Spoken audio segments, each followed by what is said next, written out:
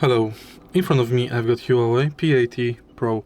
In this video I'll show you how to use ultrawide, normal and telephoto lens.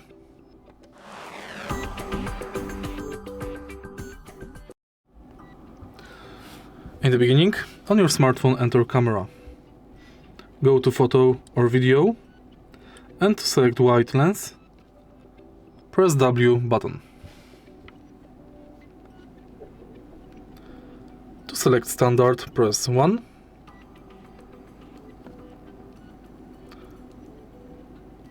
And now, to select telephoto lens, press 10x.